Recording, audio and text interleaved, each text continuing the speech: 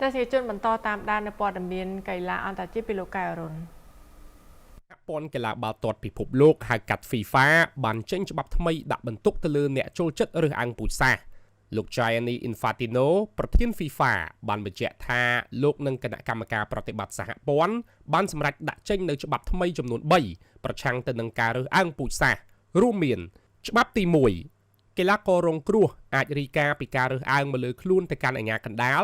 ហើយអាជ្ញាកណ្ដាលមានសិទ្ធិផ្អាកឬបញ្ឈប់ការប្រកួតភ្លាមតែម្ដងច្បាប់ទី2ទឹកប្រាក់ពិន័យជាអតិបរមាទៅលើក្លឹបឬសមាគមដែលបំពានកើនឡើងរហូតដល់ទៅ$6 លានឯណោះច្បាប់ទី3ក្នុងករណីមានពាក្យបណ្ដឹងជាលើកទី2ក្លឹបដែលបំពានប្រឈមនឹងពិន័យបិទទ្វារមិនឲ្យអ្នកគាំទ្រចូលទស្សនាការប្រកួតក្នុងកីឡាដ្ឋានដកពិន្ទុឬអាចដកសិទ្ធិប្រកួតចេញពី tournament ឬអាចឈានទៅដល់ការកាត់ចេញទៅលីកលំដាប់ក្រោមទាបបំផុត FIFA សង្ឃឹមថាក្លឹបនិងសមាគមបាល់ទាត់ដែលជាសមាជិកទាំងអស់អាចគ្រប់គ្រងរាល់ទង្វើអសកម្មទាំងឡាយដែលល្មើសច្បាប់របស់ FIFA ដើម្បីជៀសវាងទណ្ឌកម្មកម្រិតធ្ងន់ដែលមិនអាចអត់ឱនឲ្យបានឡើយ Chelsea មាន2ជម្រើសសម្រាប់កីឡាករ Jadon Sancho ក្រោយរដូវកាលឆ្នាំ2024និង2025បានបិទបញ្ចប់ជាស្ថាពរបន្ទាប់ពីជួយក្រុមតាវខៀវឈ្នះពាន UEFA Europa Conference League ហើយកិច្ចសន្យាខ្ចីជើងរបស់ Jadon Sancho ក៏ផុតសុពលភាពដែរខណៈនេះក្លឹបកំពុងតាក់ទើថាតើគួរបន្តជាមួយគេ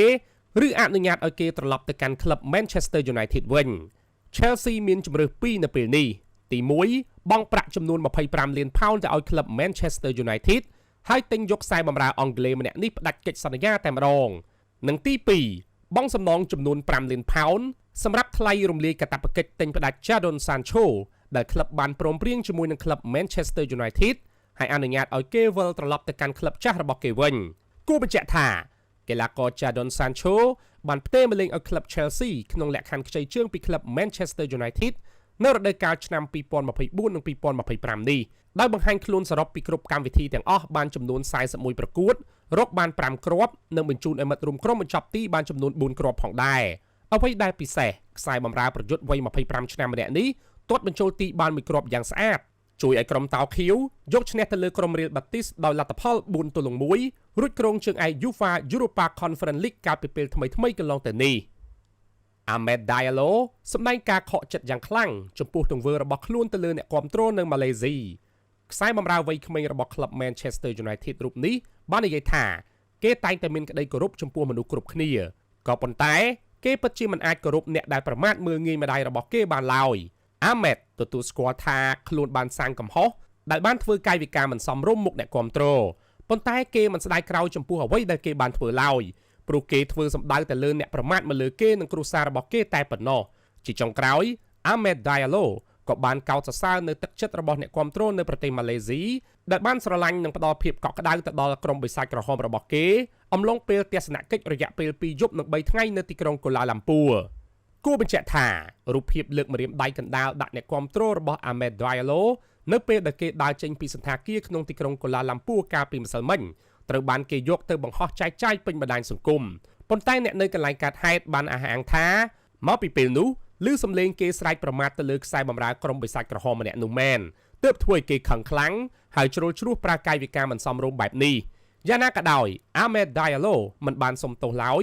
ហើយអាជ្ញាធរពាក់ព័ន្ធនិងអ្នករៀបចំកម្មវិធីនៅម៉ាឡេស៊ីក៏មិនបានថ្កោលទោសឬព្យាយាមស្វែងរកមុខអ្នកបៀតបៀនមកលើ Ahmed Diallo ដែរដោយភាគីទាំងសងខាងយល់ព្រមទម្លាក់រឿងនេះចោលរៀងខ្លួនហើយ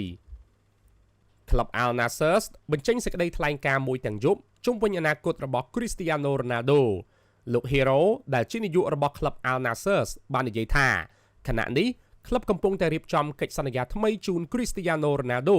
ដើម្បីឲ្យគាត់បានពិនិត្យនិងសម្រាប់ចុះហត្ថលេខាដើម្បីបន្តជាមួយពួកយើងទៀត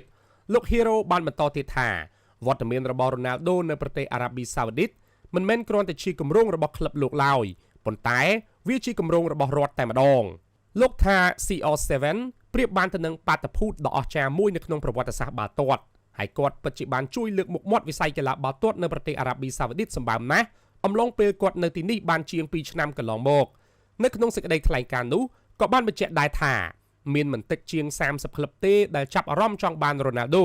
ប៉ុន្តែក្លឹប Al Nassr សង្ឃឹមយ៉ាងមុតមាំថា Ronaldo នឹងបន្តជាមួយក្លឹបទៀតគួររំលឹកថាកាលពីដើមសប្តាហ៍កន្លងទៅថ្មីៗនេះ Cristiano Ronaldo បានបង្ហោះនៅលើគណនី Instagram របស់ខ្លួនថាជំពូករបស់គាត់នៅទីនេះត្រូវបានបិទបញ្ចប់ហើយ